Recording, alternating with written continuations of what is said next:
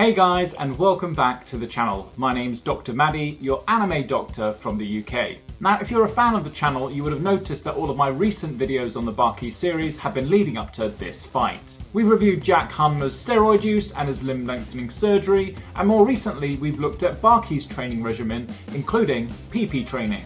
But today we'll be looking at who out of these two brothers will be ranked the strongest and continue with their training evolution. Now, if you like videos like this, please support the channel by giving this video a like, and in my next few videos I'll be doing a deep dive on the man himself, Yojiro Hanma. So let us know what aspects about him that you'd like me to break down in the comments below. But otherwise, if you're ready for one of the most brutal anime fights, let's begin! Hajime!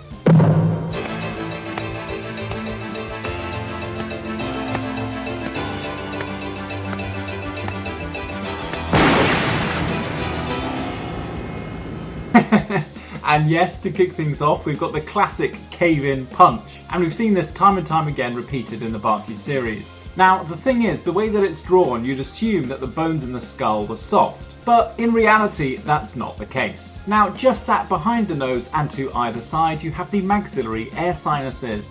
And although these are compressible to an extent, if a large force is applied, you can actually cause a fracture to the facial bones. Now, as a result of this, you can bleed into the sinuses, which can give the sensation of fullness in the face, as well as the feeling of tenderness when you touch over these areas. Now, fractures would obviously need surgery, but other complications are if you get a deviation of the nasal septum, or if you get disruption of the nasolacrimal duct, where tears drain through into the nose.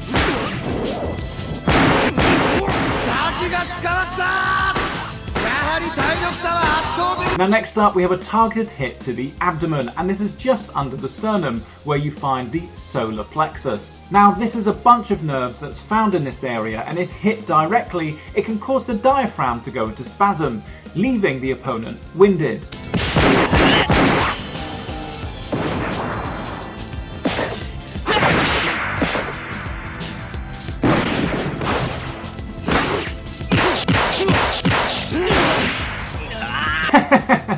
How did he leap up onto his shoulders like that? This looks like some sort of Black Widow move. But we also see BAKI here deliver a swift uppercut. Now, the good thing about an uppercut is that if you hit the right area on the chin, this can cause a transmission of that energy through from the chin to the brain.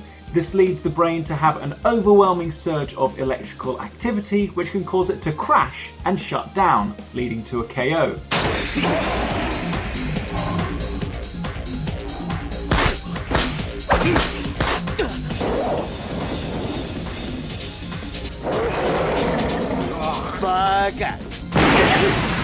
Oh god, and that's a direct hit to the jaw, which could lead to a fracture to the mandible. Now, if that bone were fractured, it would lead to difficulty with both opening and closing the mouth, needing surgical revision to correct it. Now, for someone like Jack, that could be devastating for his kind of martial arts. I think from here on out, Jack needs to be less concerned about biting his opponent and more worried whether he's going to be eating through a straw.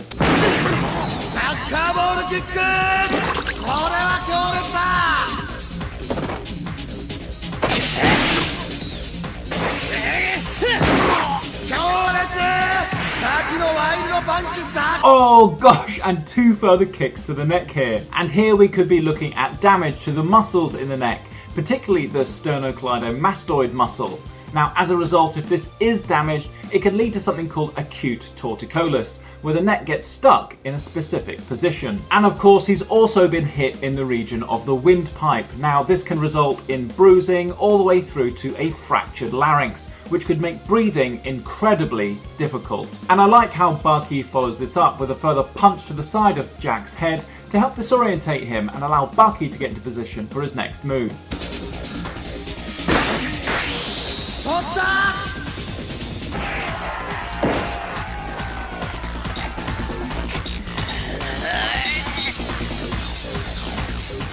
And there we go, BAKI's next move was a rear chokehold, intended to cut off the air supply and blood supply to the brain. But how long can you survive a chokehold before going unconscious? Well, in the literature it's stated that unconsciousness occurs approximately 8 to 10 seconds after applying a chokehold. And it's also stated that after the release of the chokeholds, subjects regain consciousness without any prompting within 10 to 20 seconds. And this can vary from person to person depending on the level of training that you've had.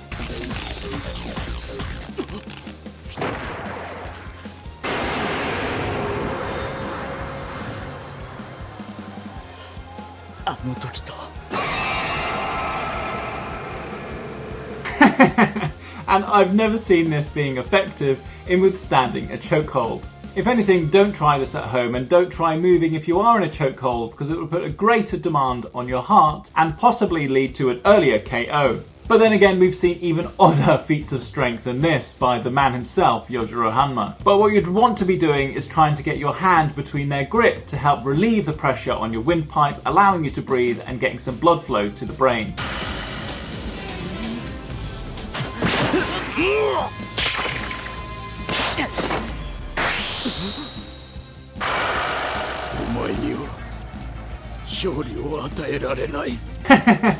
And I like how this goes from complete macho aggressiveness to complete tears from Jack. But then I guess this is a high stakes fight for him. If he's unable to beat BAKI, he won't be recognised by his father and will have no chance of defeating him. They both prepared and survived so much just to get here.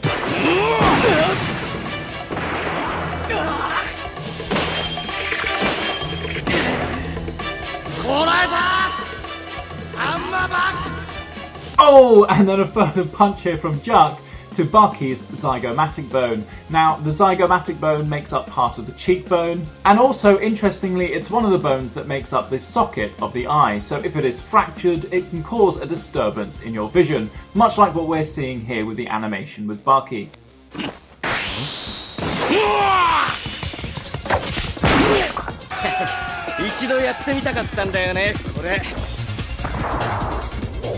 Oh god, and a direct knee to the face, and I don't need to tell you how damaging that could be. I mean, I can just show you a clip of the devastating impact it had in real life when it was performed in the MMA.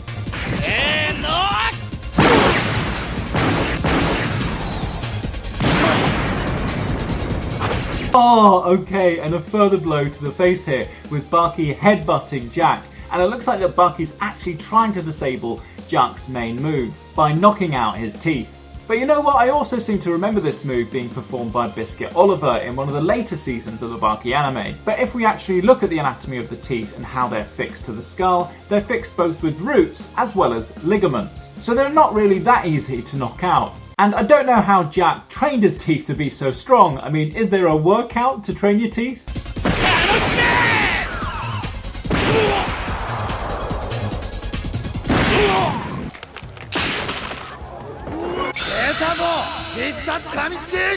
God, and for a second there I thought BAKI was going to get him to bite the curb and lose all of his teeth. But no, not Jack Hanma. Jack literally takes a bite out of the curb, chews it up and spits it back to the curb. But you know, this is one of those things that I really love about the BAKI series. They really take their time to go into the science behind some of their ridiculous moves. I seem to remember in one of the later seasons where they take about 5 minutes just explaining the history behind the strongest bites.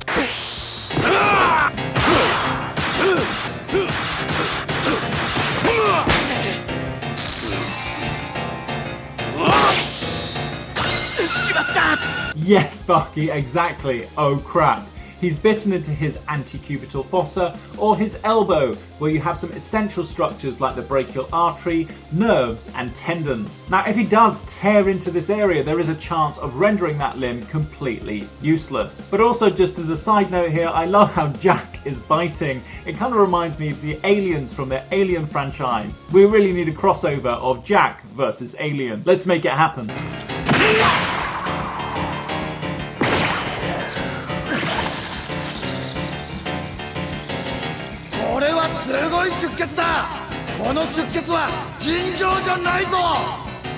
Oh, so yeah, it looks like he severed the brachial artery.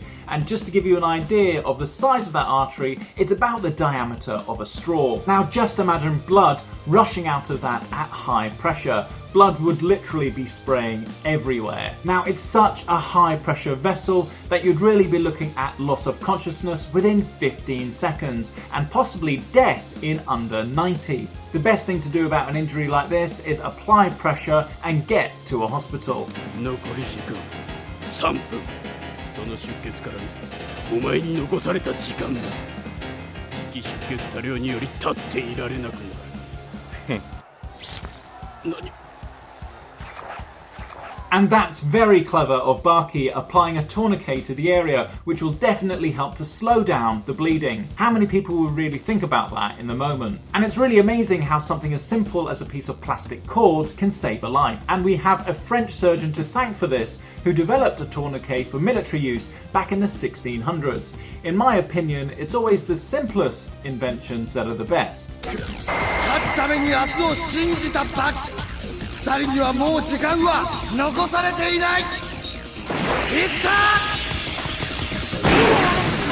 Oh god, and why do we keep doing this? Does no one in the BAKI universe know how to block? In fact, it's probably not manly or macho enough just to block. You're better off just taking the punch directly to the face.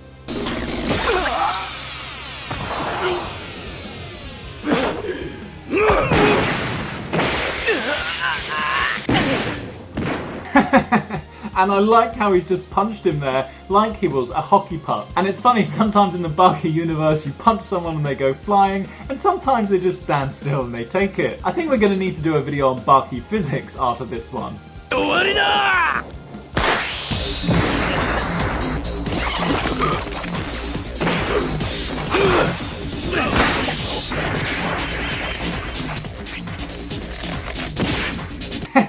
And once again, jumping up onto someone's neck. And obviously the concern would be about causing a fracture to the C-spine. But my understanding is that boxers and grapplers tend to do a lot of neck exercises to help support the underlying bones. So such a move may be possible without damaging the neck, but I've just never seen it.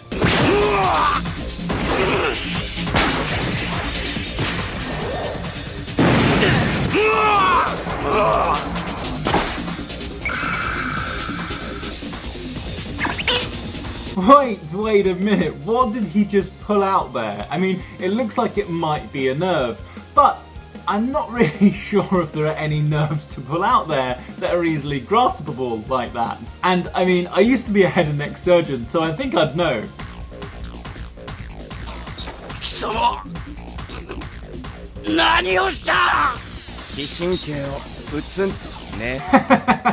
And so apparently it's a visual nerve. But putting this to the side, it looks like he sustained a visual field defect where he's lost half of his visual field in what we would call a hemianopia. Now, hemi refers to half, an refers to without, and opia means meaning. And for argument's sake, if this nerve had been severed, there would really be no way of repairing it. And that's interesting because I haven't heard it referenced in any other aspect of the BAKI series where Jack has a visual field defect or whether he's blind or not.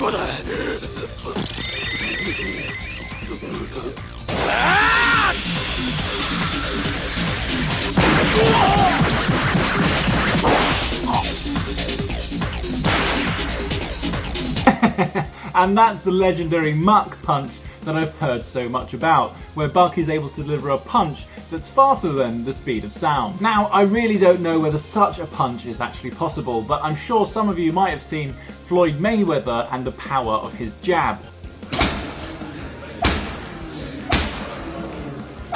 Anyone know how quick that was? I guess you could train your jab to be exceptionally quick by trying to help recruit the fast twitch fibers, which are a group of muscle fibers that allow for explosive activity. But this would take years of training as opposed to just a few weeks.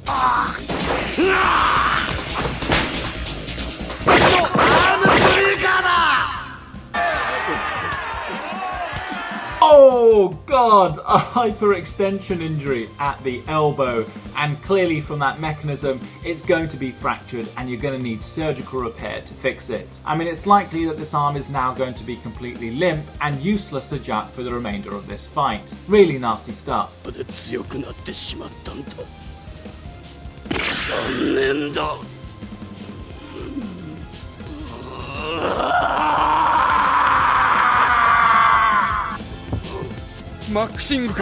And here we see that Jack is beginning to power up. And if you watched my last video, I spoke about the impact emotions had on our physical performance. And we described how you can have a 20% increase in the power of a kick or a punch when delivered when you're angry, as opposed to when you're in a calm state. So, does powering up work? Definitely.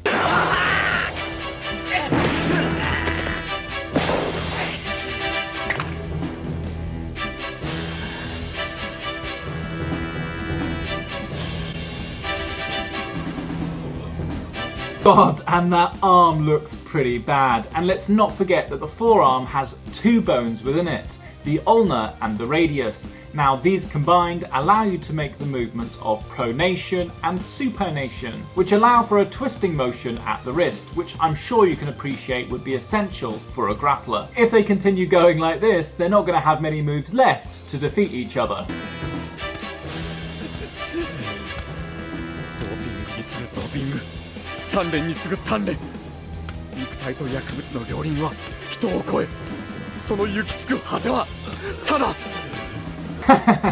He looks like a Kengan Ashura character, and by the way, I have heard that there's going to be a season 3 coming out soon, so keep an eye out for that, guys. But I guess what this character is getting at here is that eventually the body will give up on you and you will sustain an injury with overtraining and abuse with things like steroids.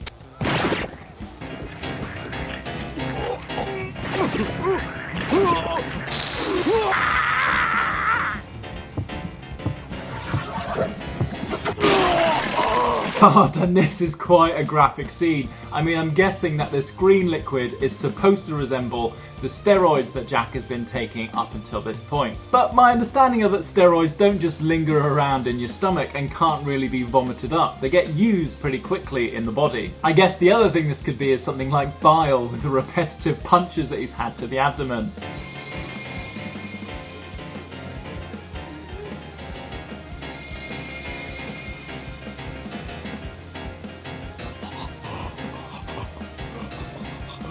In one of my last videos we spoke about the science behind gaining a pump when you work out. But what's the science behind why we lose a pump after resting? So when you complete a workout and rest, the heart no longer needs to work hard in sending an increased blood supply to that part of the body. So therefore your tired and ropey muscles begin to deflate as the blood supply is redirected elsewhere.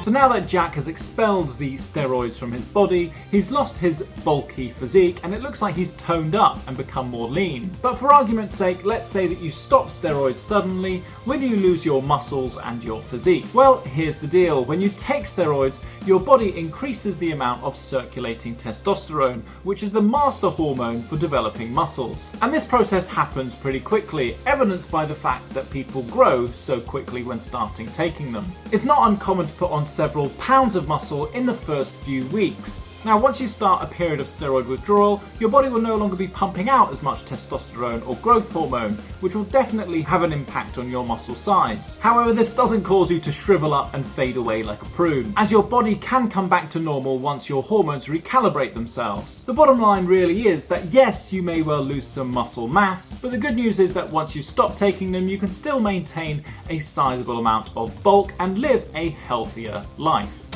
日に30時間の鍛錬という矛盾のみを条件に存在する肉体、この奇跡の肉体で俺は安間裕次郎の前に立つ。Well, wait a second, 30 hours, there's only 24 hours in a day.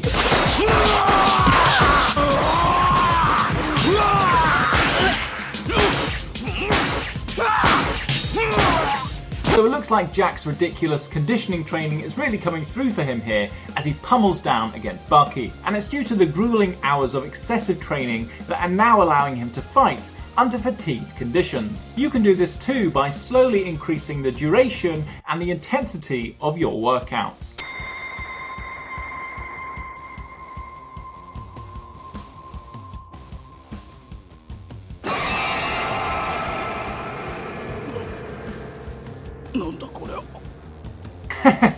And there's the infamous demon back. But is it possible to develop a back physique like this? So I think to start off with, I think we all need to accept that BAKI sometimes exaggerates the abilities of the human body. But if we look side by side of the normal anatomy of the human back, and we look at Yojiro Hanma's, there are a lot of muscles there that look very familiar. The only ones that I really can't account for are those that appear to be a set of a six-pack on his lower back. And take this from somebody who's performed anatomy dissections on real human bodies. I've never seen any anatomy like this. Now, taking this into account and reviewing the rest of the muscles of the back, if you were dedicated enough, then I'm sure something like this might be achievable.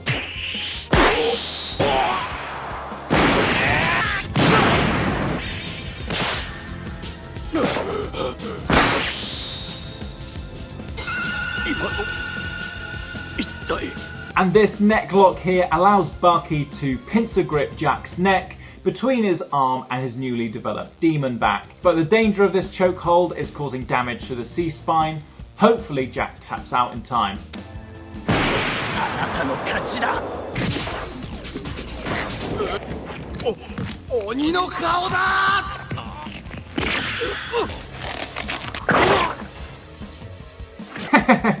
And so this raises the important question of whether you can actually break your own teeth by clenching your jaw too tightly. Now, there really isn't a way of me giving an evidence-based answer for this question. So let's try answering it indirectly with a BAKI monologue. Now, it's been shown that teeth can resist a compressive force of up to 30,000 pounds. But what is the maximum compressive power of the human jaw? Well, in August 1986, Richard Hoffman of Lake City, Florida, achieved a bite strength of up to 972 pounds for approximately 2 seconds. This figure is more than 6 times the normal biting strength. So this would suggest that there's no normal human jaw that could crush a human tooth.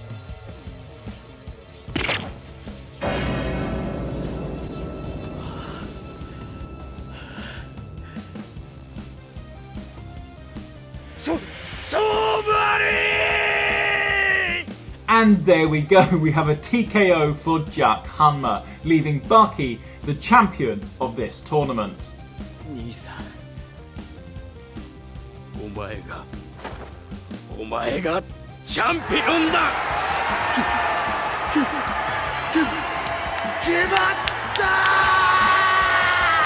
Okay, so it looks like BAKI has won this battle, but has he won the war? Stick around on the channel to find out. But in the meantime, why not let one of these two videos entertain you, and I'll see you all in the next one. Thanks.